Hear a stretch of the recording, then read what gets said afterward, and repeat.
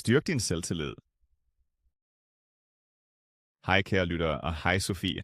Dejligt, at vi sidder her. Hej Mikkel, og hej til alle. Jeg er meget glad. Før vi starter, så præsenterer vi os kort, ikke? Gerne. Jeg hedder Sofie. Jeg arbejder på en sprogskole i København og hjælper folk med at lære dansk. Super. Jeg hedder Mikkel, kommer fra Aarhus og elsker podcasts, kaffe og gode samtaler. Vi vil tale afslappet, så I kan øve dansk. Præcis. I dag taler vi om selvtillid, altså selvbevidsthed. Et vigtigt emne, synes jeg. Helt sikkert. Hvorfor valgte vi det emne? Mange elever kæmper med usikkerhed. Nyt sprog, nyt land, ny hverdag. Sandt. Og ikke kun elever. Alle tvivler nogle gange. Vi vil vise, at tvivl er normal, og hvordan man styrker selvtillid. Måske hjælper vores erfaring lytterne. Ja, vi vil motivere jer til at tage små skridt. Sofie, hvornår tænkte du sidst på din selvtillid? I går, helt ærligt. Jeg skulle starte et nyt hold og var nervøs. Spændende. Jeg oplevede det i sidste uge før en præsentation. Ser du, selv vi tvivler.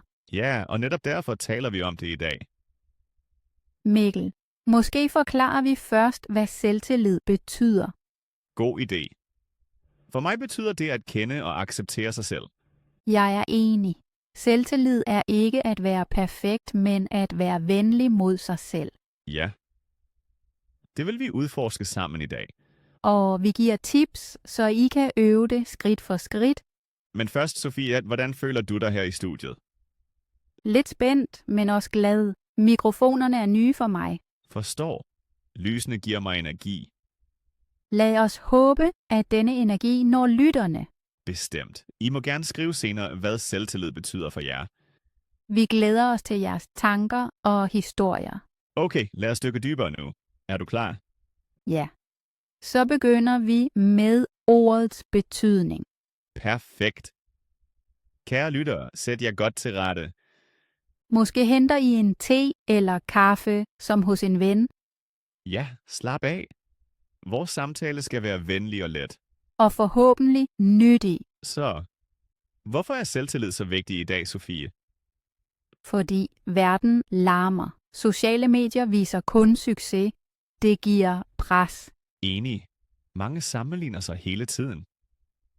Selvtillid hjælper med at forblive rolig og gå sin egen vej. Den beskytter mod for hård selvkritik. Og den gør dig modig til at prøve nyt som et fremmed sprog. Rigtig godt eksempel. Tak. Jeg ser hver dag, at elever vokser, når deres mod vokser. Så lad os vise lytterne, at vi også tager små skridt. Gerne. Men først et spørgsmål til dig, Mikkel. Kom med det. Hvad betyder selvtillid for dig personligt på én sætning? Det betyder, at jeg er en god ven for mig selv. Smukt sagt. Tak. Nu går vi for alvor i gang. Find papir og blyant, hvis I vil tage noter. Eller skriv bare på telefonen, som I vil. Okay, vi starter med vores første punkt. At forstå selvtillid. Super, lad os komme i gang. Først en lille definition, helt enkelt. Ja. Selvtillid er at kunne lide sig selv med fejl. Fejl er normale. Ingen er perfekte, heller ikke sproglærere. Ha! Sandt. Jeg glemmer også nogle gange et ord. Det beroliger sikkert mange lyttere lige nu. Forhåbentlig. I må lave fejl og alligevel være stolte. Netop den tanke er grundlaget for selvtillid.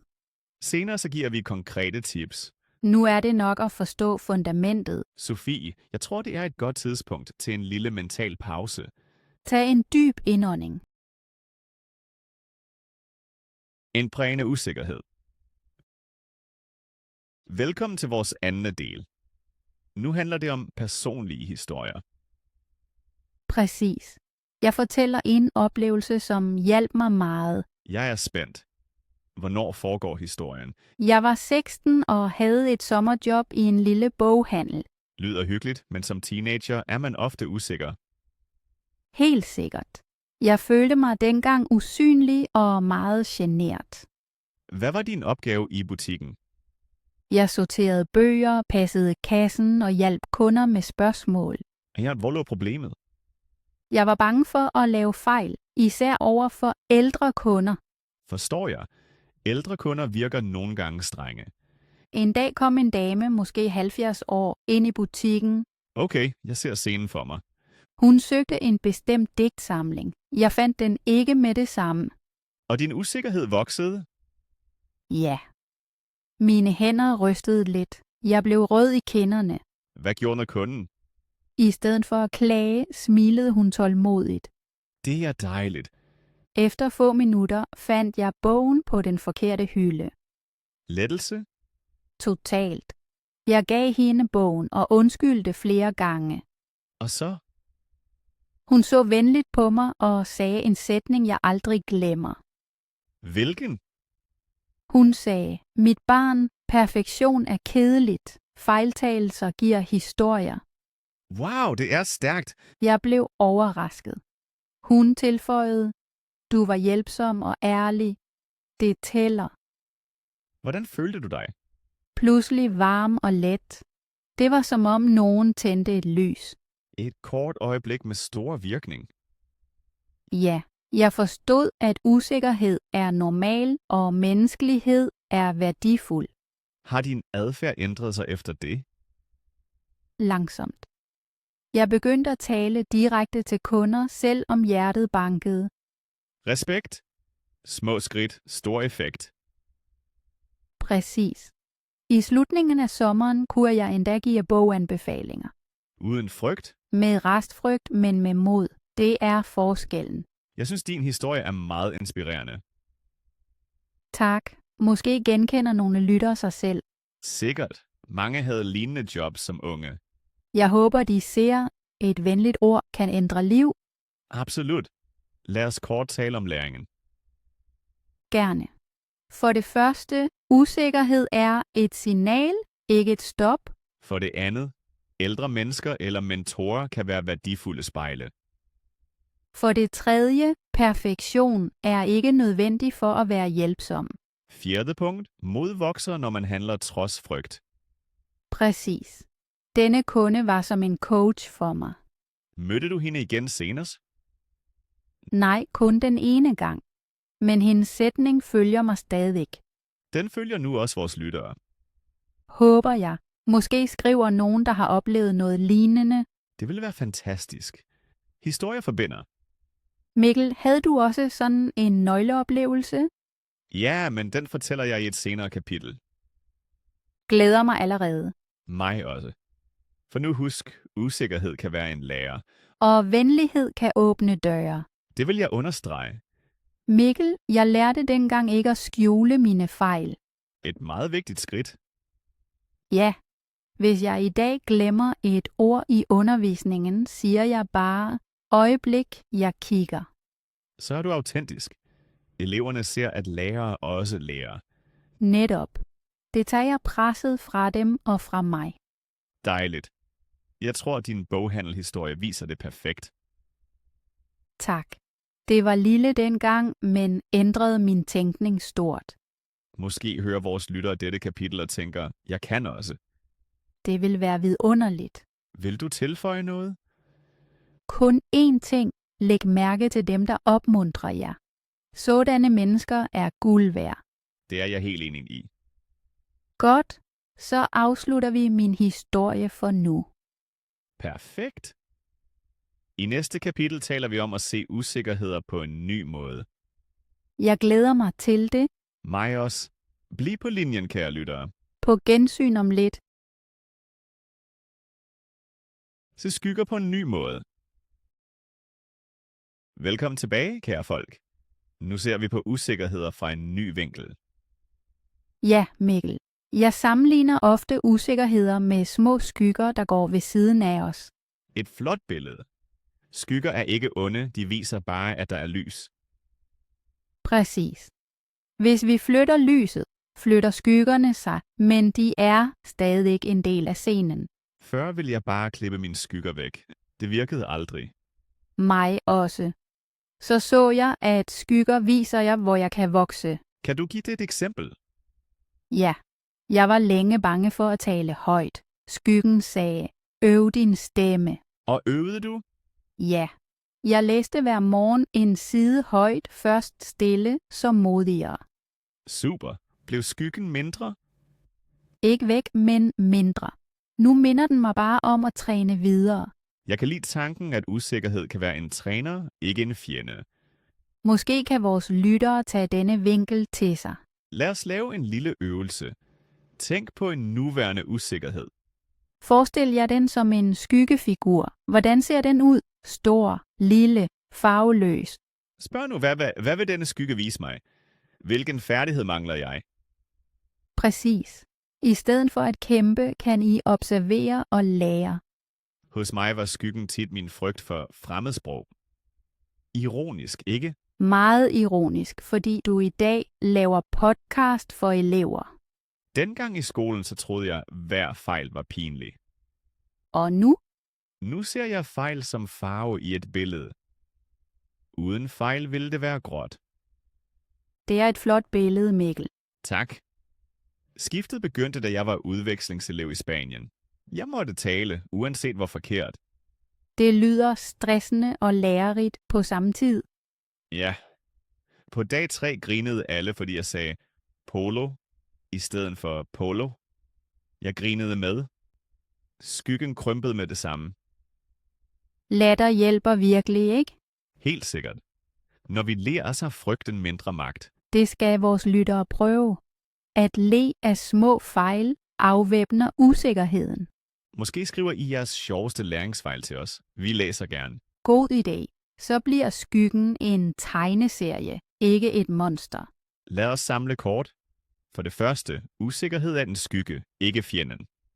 For det andet, se på skyggen og spørg, hvad den vil vise dig. For det tredje, handle i små skridt. Så bliver skyggen mindre. For det fjerde, smil eller grin, når noget går galt. For det femte, del dine historier. Fællesskab gør modig.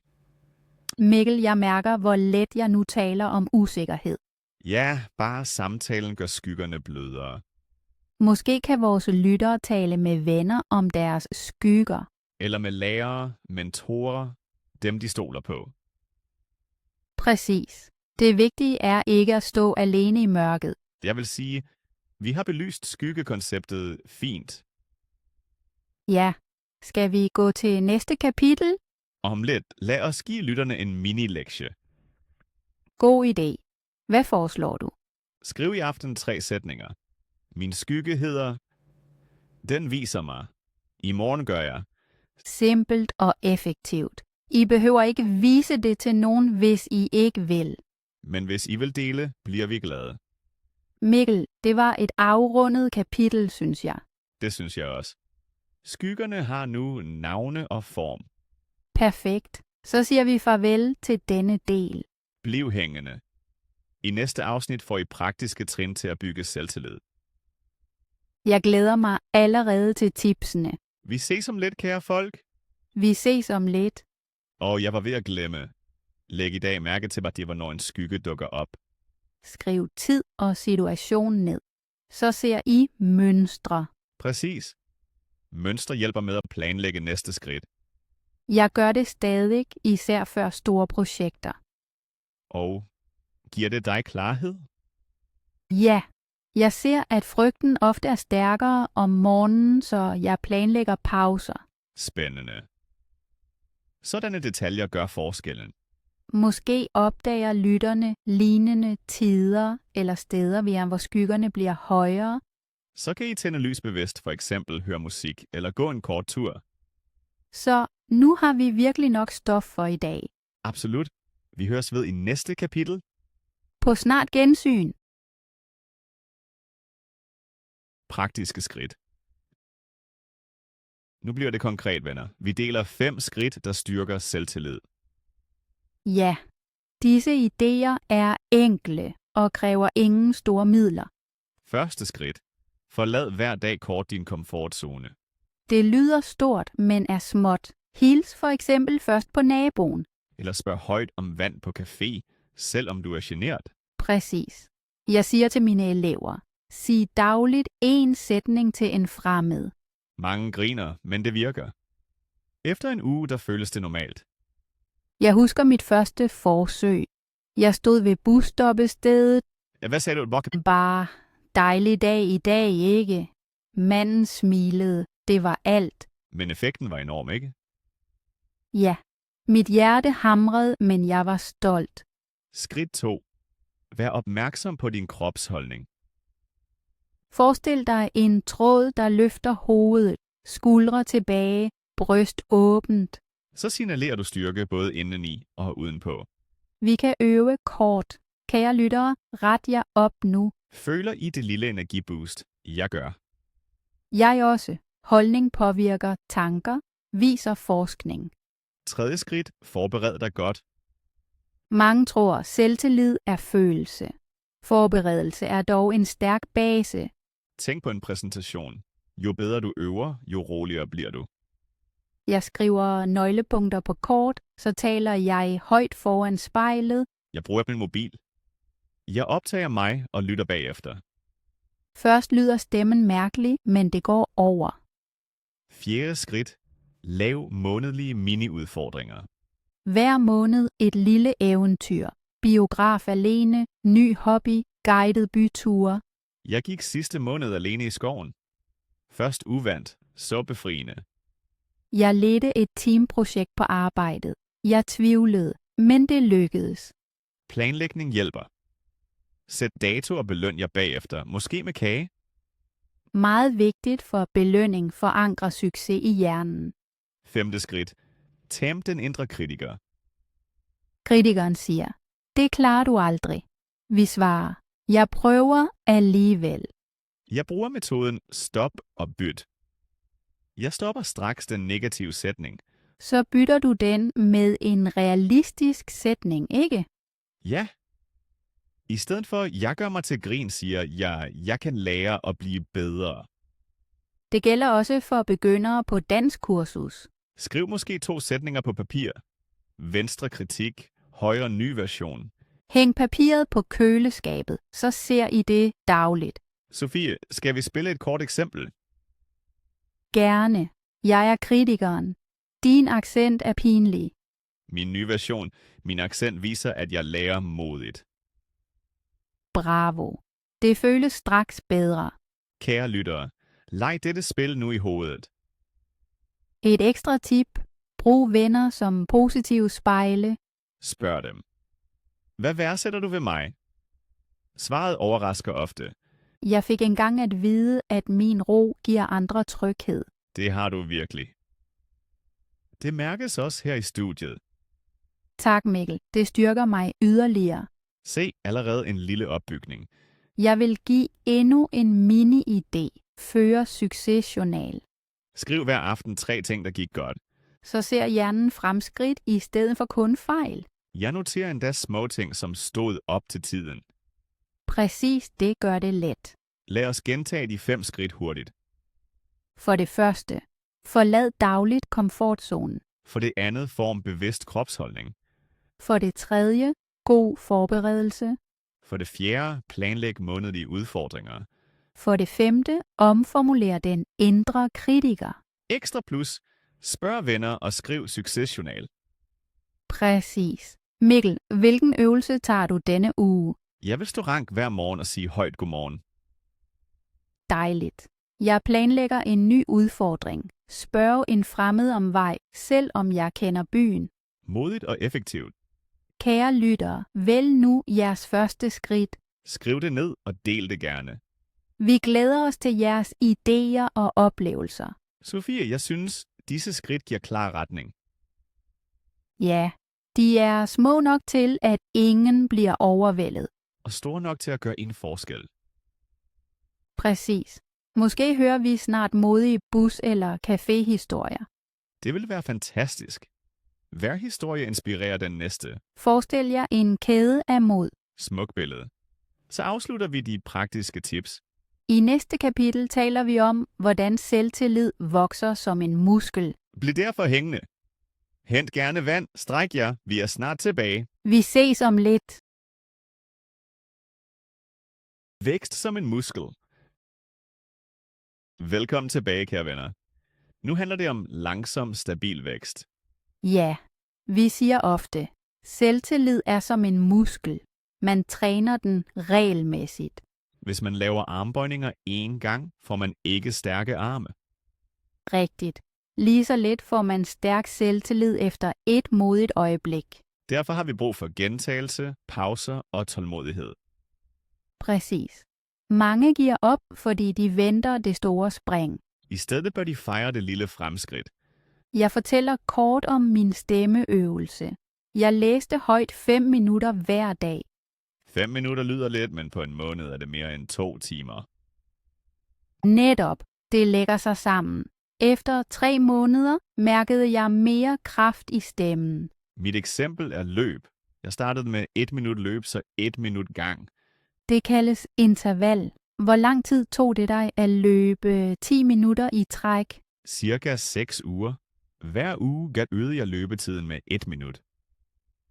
Perfekt. Sådan arbejder man også på den indre modmuskel. Vigtigt er også hvile. En muskel vokser i pausen. Det gælder også selvtillid. Efter en stor præsentation har man brug for ro. Man kan gå en tur, så et bad eller bare sove. Mange glemmer pausen og undrer sig over pludselig træthed. Det skete for mig efter 3 intensive kursusdage. Jeg var helt tom. Hvad gjorde du så? Jeg tog en hel søndag uden aftaler. Derefter følte jeg mig igen sikker. God pointe. Altså, træning plus pause giver vækst. Lad os sige det som en formel. Modhandling plus hvile. Hvad hvis stærkere selvtillid? Det kan jeg lide. Vi kan også tale om progression. Progression betyder at øge indsatsen let, når noget føles lettere.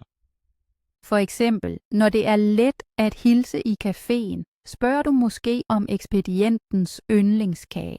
Præcis. Et skridt mere, ligesom man lægger lidt vægt på håndvægten.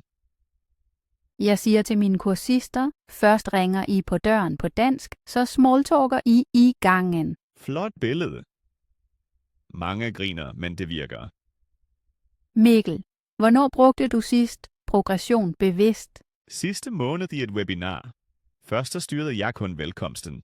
Næste gang tog jeg også spørgerunden. Super. Og hvordan følte du dig? Først nervøs, så tilfreds. Nu planlægger jeg at holde hele webinaret alene. Det er en klar stigning. Kære lyttere, I kan forestille jer en simpel trappe. Hvert trin er en lille ny udfordring. Bliv på trin 1, til det føles let, og gå så videre. Og glider I en gang? Ikke noget drama. Bare træd igen. Rigtigt. En muskel mister styrke efter lang pause, men den husker. Det kaldes muskelhukommelse. For selvtillid har vi også et modhukommelse.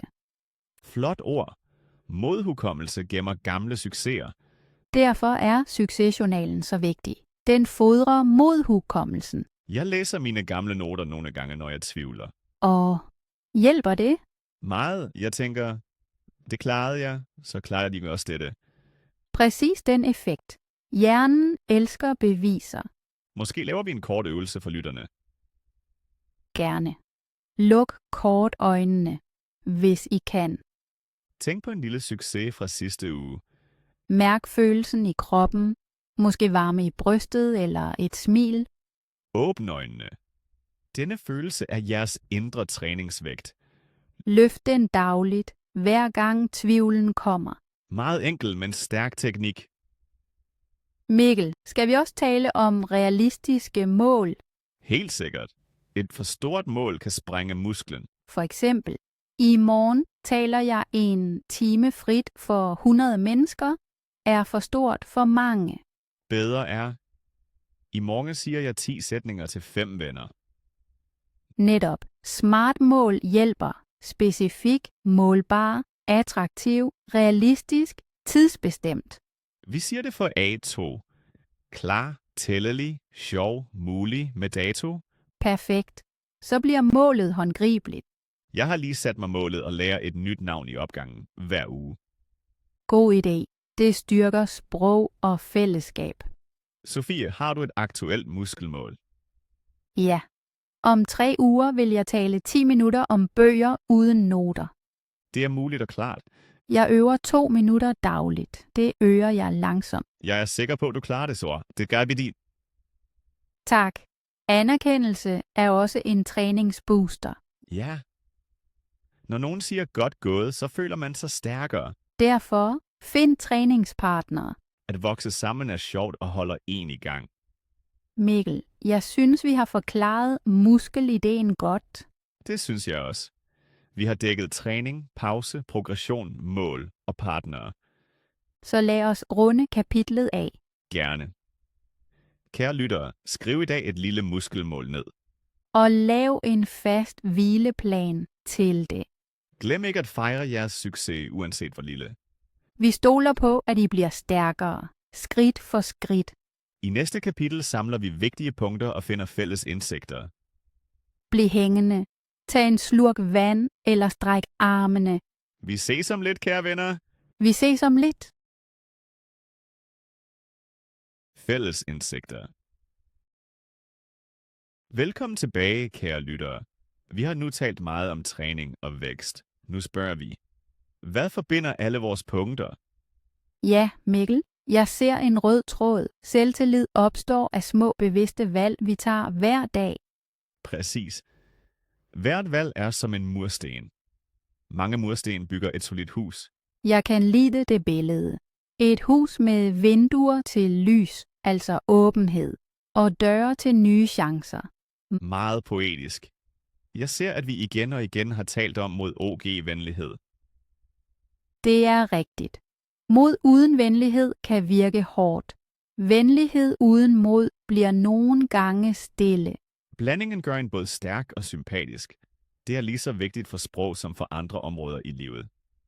Mikkel, lad os fastslå 3 fælles kerneidéer, som overbeviser os begge. Gerne. Første idé. Accepter fejl, fordi de er lærer. Anden idé. Små, regelmæssige skridt giver mere end store, sjældne. Og tredje idé. Søg støtte fra mennesker eller værktøjer. Jeg mærker, hvor beroligende det er at sige disse punkter højt. Jeg også. Det føles som en indre tjekliste, man altid bærer med sig. Måske laver lytterne en rigtig liste og hænger den ved skrivebordet. Super forslag. Så ser man den, når man lærer eller arbejder. Mikkel, vi har begge oplevet succeser og tilbageslag. Hvad hjalp dig med at gå videre efter et nederlag? Helt ærligt. Humor. Når jeg kan grine af mig selv, mister jeg frygten. Jeg også. Og musik. En sang kan ændre mit humør helt. God tilføjelse. Måske laver alle en mod-playliste. Ja. 3 sange, der giver energi med det samme. Kære lyttere, skriv jeres sange ned lige efter denne episode. Og spil dem højt, når tvivlen banker på. Sofie, ser du endnu et punkt, vi er enige om? Ja. Pauser er ikke et tegn på svaghed, men en del af planen. Rigtigt. Pauser lader batteriet op og beskytter mod opgivelse. Jeg tror, mange mennesker føler fællesskab her. Alle kender træthed. Netop. Fællesskab skaber forbindelse og dermed ny selvtillid. Mikkel, vi kunne samle vores idéer i en kort sætning. Hvad med små, modige skridt, masser af venlighed, gode pauser? Perfekt. Det passer på et klistermærke. Måske trykker vi det en dag. Haha, hvem ved? Så klistrer dansklærerne det på deres hæfter. Det vil være fedt. Men spøg til side, det er virkelig essensen. Jeg føler, at vores samtale bliver rund. Vi nærmer os et fælles grundlag. Ja, et grundlag, hvor alle kan stå, uanset sprogniveau. Det kan jeg lide. Et fast underlag giver støtte til at springe højere. Smukt sagt. Kære lyttere, I har nu værktøjer til at forberede jeres spring. Og vi står her, klapper og hæpper på jer. Helt præcis. Jeres rejse er unik, men ikke ensom. Mikkel, har du et sidste spørgsmål til mig, før vi går mod afslutningen? Ja. Hvilket miniskridt vil du tage i dag? Jeg vil i supermarkedet spørge kassedamen om hendes yndlingsopskrift. Modigt og venligt på samme tid. Jeg vil i aften give min nabo et kompliment, fordi han altid vander blomsterne. Lyder skønt. Måske inspirerer det vores lyttere til også at vælge en idé lige nu. I kan skrive det med det samme. Mit skridt i dag. Og så afsted. Og hvis I vil, del det med os. Vi læser gerne alt. Sofie, jeg synes, det er altså et godt tidspunkt at gå videre til afrundingen. Det synes jeg også. Vores 3 kerneidéer og vores dagens skridt giver en god afslutning på dette kapitel. Kort opsummering. Sofie, vores samtale i dag var virkelig rund og fuld af god energi. Det synes jeg også, Mikkel. Stemningen var åben og ærlig. Jeg tror, din sætning om små skridt og venlighed er en smuk slutning. Enig. Skal jeg kort opsummere alt, vi har talt om? Meget gerne. Så har vores lyttere et klart overblik. Her er den korte opsummering. Først sagde vi, at selvtillid ikke er tvivlfrit, men evnen til at acceptere fejl og gå videre. Så fortalte jeg min boghandelshistorie, som viste, hvordan et venligt ord kan ændre usikkerhed. Vi så usikkerheder som skygger, der giver hint. Derefter præsenterede vi 5 praktiske skridt. Forlad komfortzonen, ret kroppen op, forbered dig godt, lav månedlige mini-udfordringer og omformuler den indre kritiker. Vi talte også om ekstra idéer som succesjournal, mod playliste og støtte fra venner. Bagefter så sammenlignede vi selvtillid med en muskel, der vokser med små øvelser og pauser. Til sidst havde vi 3 kerneidéer. Fejl lærer, små skridt virker, og hjælp er klogt. Alle kan allerede i dag tage et miniskridt som at starte en samtale eller give et kompliment. Dermed slutter opsummeringen. Perfekt opsummeret, tak. Vores lyttere har nu en klar plan. Gerne, Mikkel. Jeg håber overblikket motiverer alle til at handle. Hjertelig afsked. Så, kære venner, vi er nået til enden af dagens episode. Ja, det var virkelig dejligt, Mikkel. Jeg føler mig let og inspireret. Det samme her. Din boghandelshistorie rørte mig og gav mig energi. Tak. Dine eksempler med musklen og de små skridt var også meget klare. Jeg synes, vi supplerede hinanden godt. Samtalen var som træning i venlighed og mod. Jeg kunne især lide, at vi talte om humor og pauser. Det glemmer man ofte. Helt enig. Jeg håber, lytterne tager netop det med. Latter, pauser, små skridt. Mange tak, fordi I lyttede med i dag, kære lyttere. Jeres feedback betyder meget. Skriv gerne, hvilket miniskridt I tager i dag. Eller del jeres modsange. Måske finder vi ny musik. Vi læser hver besked og glæder os over hver historie. Jeg vil også sige tak til dig, Mikkel. Samtalen gav mig mod. Tak i lige måde, Sofie. Det er altid en fornøjelse at tale med dig. Jeg glæder mig allerede til vores næste møde. Jeg også. Men for i dag siger vi farvel og ønsker jer en modig dag. Pas godt på jer selv, hold pauser og vær venlige mod jer selv. Mange tak for at lytte. Dejligt, at I er del af vores podcastfamilie. Vi glæder os, hvis I er med næste gang. Vi ses snart. Ha' det godt. På genhør og held og lykke med jeres næste lille skridt. Lille bonus. Og Sofie, det røde lys blinker stadig. Mikrofonen er tændt. Virkelig. Så optager vi en lille bonus til vores lyttere. God idé. Måske en mini-øvelse for de næste 60 sekunder. Ja, kære lyttere, kig jer hurtigt omkring nu. Vælg en ting, I kan lide. En pen, en kop, et foto, lige meget. Sig højt 3 grunde til, at I kan lide tingen. Simpelt, ærligt, højt. For eksempel, jeg kan lide den her kop, fordi den er blå, holder varmen og minder mig om ferie. Præcis. Øvelsen styrker positiv tænkning og klar stemme. Og den tager under 1 minut. Klar til brug med det samme. Når I er færdige, mærk kort, om I føler jer lidt friskere. Jeg gør det nu med min kuglepen. Klar? Gå i gang. Jeg kan lide, den er pæn, fordi den glider let, ligger godt i hånden og skriver blot. Meget fint. Din stemme lød straks stærkere. Tak. Hvad vælger du? Mit lille timeglas. Jeg kan lide det, fordi det giver ro, glitrer smukt og løber præcis 1 minut. Fantastisk. Jeg mærker straks en venlig stemning. I kan lave øvelsen overalt. På kontoret, i køkkenet, i parken. Og I træner sprog, holdning og taknemmelighed samtidig. Måske bliver det et ritual før vigtige samtaler. Eller før dansklektier. 3 sætninger højt, derefter ord. Jeg prøver det i min klasse i morgen. Fortæl os bagefter med det, hvordan det gik. Det gør jeg. Mikkel, har vi endnu et hurtigt tip? Ja.